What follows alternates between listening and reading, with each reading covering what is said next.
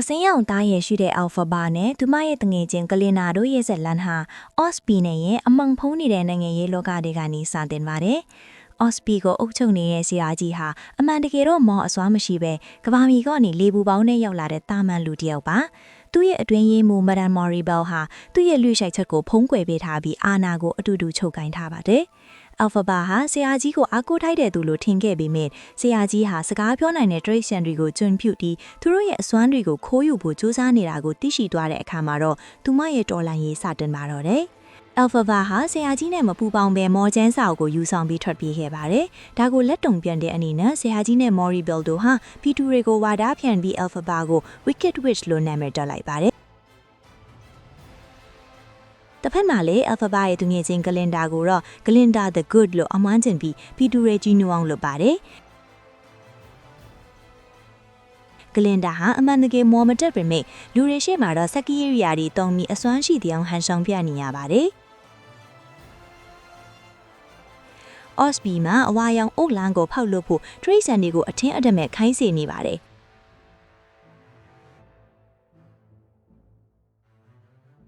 Alpha Bar ဟာသူမရဲ့ဓမက်ကြီးကိုစီးပြီးကောင်းကင်ကနေဆင်းလာကတရိတ်ဆန်တွေကိုချီနှောင်ထားတဲ့တန်ကျိုးတွေကိုမော်နဲ့ဖြတ်စည်းပြီးကဲတင်ခဲ့ပါတယ်။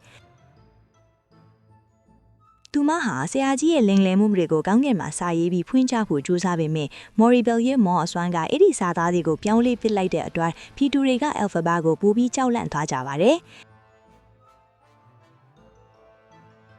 Alpha Bar ရဲ့ညီမနက်ဆာဟာမန်ချက်ကင်နတ်မြေရဲ့အုပ်ချုပ်ရေးမှုဖြစ်လာပါတယ်။နက်ဆာဟာသူမရဲ့ခြေထောက်မတန်တဲ့ဘဝကိုစိတ်နာနေသူပါ။ Alpha Bar ဟာသူမညီမထစ်သူကိုကူညီချင်တဲ့အတွက်မော်ဝဲအနီအောင်ဖနက်ကိုဖန်တီးပေးလိုက်ရမှာနက်ဆာဟာအံ့ဩစရာကောင်းလောက်အောင်နှောက်လန့်နိုင်လာရပါတယ်။ဒါပေမဲ့နက်ဆာဟာသူမကိုချစ်တဲ့အတွက်မဟုတ်ပဲတာဝန်အညစောင့်ရှောက်နေတဲ့ Bock ကိုအထင်းအဓမ္မထိန်ချုပ်ကိုစူးစမ်းရာကနေမှာယွင်းသွားတဲ့မော်အစွမ်းအင်ကြောင့် Bock ရဲ့နှလုံးသားပျက်စီးသွားပါတယ်။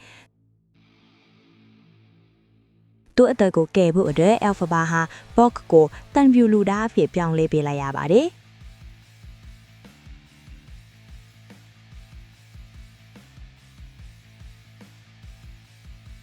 စစ်ပူချိုဖီယာရောဟာ Glinda လက်စိတ်ဆက်ထားသူဖြစ်ပေမဲ့အမှန်တကယ်ချစ်နေတာက Alpha Bar ကိုပါသူဟာဆရာကြီးရဲ့ရက်စက်မှုလေးကိုမြင်တွေ့လာရတဲ့အခါမှာ Alpha Bar ဘက်ကနေရက်တီပေးခဲ့ပါတယ်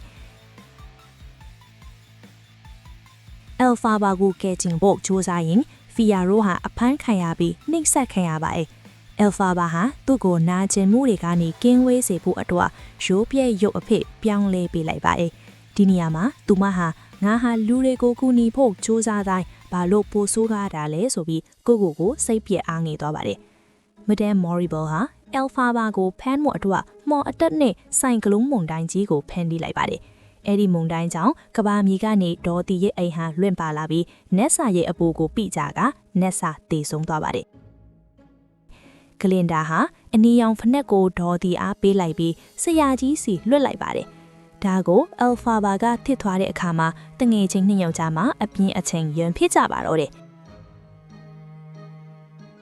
ကလင်ဒါဟာလေ Moribel ရဲ့တကယ့်စေတနာဆိုးကိုသိသွားတဲ့အခါမှာတော့သူမဟာမားရွင်းတဲ့ဘက်မှာရက်တီနီမိမှန်နားလေသွားပါတယ်။